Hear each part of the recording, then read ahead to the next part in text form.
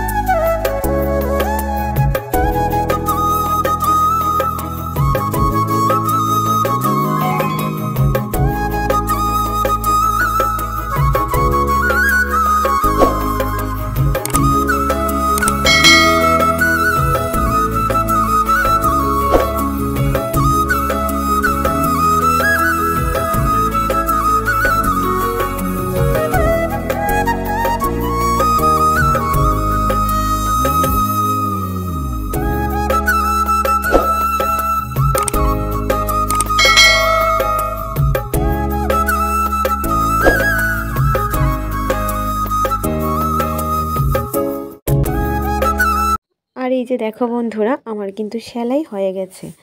তো আমি অনেক কিছু জিনিসই সেলাই করেছি। আমি কিন্তু তোমাদের সঙ্গে পুরোটা মানে পুরোপুরি সেলাই শেয়ার করিনি। আর এখানে একটা প্যান্ট দেখালাম, দেখো এখানে আরেকটা প্যান্ট, ওগুলো বাচ্চাদের প্যান্ট। আর দেখো প্যান্টটার কিন্তু এই সাইডটা অনেকটা বড় বানিয়ে ফেলেছি। বাচ্চাটা কিন্তু সেরকম মোটা না, মানে রোগা পাতলা বাচ্চাই, কিন্তু হাগিস পরাবে বলে, হাগিস প্যাম্পার্স পরাবে বলে আমি মানে আমাকে বলেছিল একটু মোটা সোটা করে বড় সড়ো করে বানাতে, তার জন্যই বানিয়েছি। না হলে প্যাম্পার্স পরালে বাচ্চাদের প্যান্টগুলি পরাতে অসুবিধা হয়, তো সেইভাবে আমি বানিয়েছি যেভাবে বলেছিল। আর এখানে দেখো নীলের কাপড়ের একটা জামা বানিয়ে নিয়েছি। জামা বলতে ছেলের তো, তার জন্য শাড়ির মতো বানিয়ে নিয়েছি। আর এদিকে দেখো সামনে কাটা দিয়ে বোতাম লাগিয়ে দিয়েছি, কারণ একদম ছোট বাচ্চা, সামনে কাটা না দিলে পরাতে অসুবিধা হবে তার জন্য। আর প্যান্টগুলির মধ্যে কিন্তু আমি ইলাস্টিক দেইনি, আমাকে বলেছিল যে সুতলি লাগিয়ে দিতে, তো সুতলি লাগিয়েই দিয়েছি। কারণ ইলাস্টিক লাগালে কোমরটাতে মানে ইলাস্টিকে দাগ পড়ে যায়, রক্ত চলাচলটা সেইভাবে হয় না, তার জন্য বলেছিল। তো আমাকে যেভাবে বলেছে আমি সেইভাবেই বানিয়েছি। এখানে দেখো আরেকটা শার্ট বানিয়ে নিয়েছি, মানে গরম জামা। এটারও কিন্তু বুকের সাইডটাতে দেখো আমি বোতাম লাগিয়ে নিয়েছি সামনে কাটা। আর এইটা কিন্তু আরেকটা মানে কালো কালারের একটা কাপড় দিয়ে জোড়া মানে আলাদা লাগিয়েছি। নেভি ব্লুর মধ্যে কালোটা বোঝা যাচ্ছে না তেমন একটা, কাপড়টা একটু কম পড়েছিল, তার জন্য এভাবে বানিয়েছি। তো যাই হোক, বোঝা যাচ্ছে না কিন্তু আমি যে আলাদা লাগিয়েছি কাপড়টা, এরকমভাবেই লাগিয়েছি। তো এটা হচ্ছে আরেকটা বাচ্চার মানে টি শার্ট।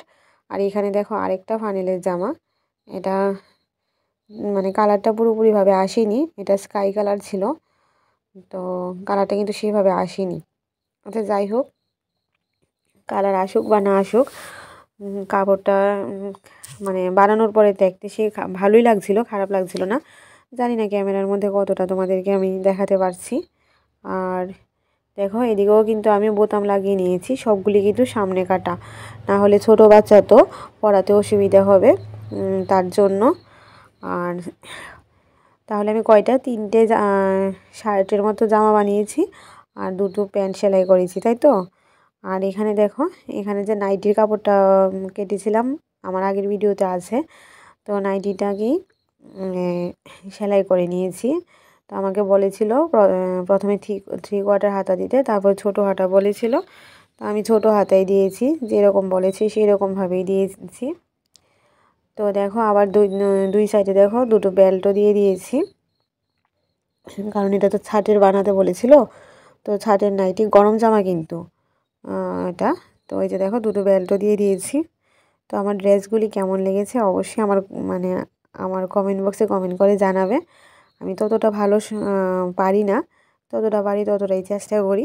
তো কেমন লেগেছে অবশ্যই আমার কমেন্ট বক্সে কমেন্ট করে জানাবে, আর অবশ্যই একটা লাইক দিয়ে দেবে। আর এই যে দেখো সবগুলি ভাঁজ করে নিয়েছি, এখন ওদের বাড়িতে নিয়ে দিয়ে আসবো, যেহেতু বাচ্চা ছোট আসতে পারবে না, আমাকে নিয়ে যেতে হবে। তো আজকে ভিডিওটি এখানেই শেষ করে দিচ্ছি, আবার নতুন কোনো ভিডিওতে তোমাদের সঙ্গে দেখা হবে। ততক্ষণের জন্য tata, bye bye, love you all and good night.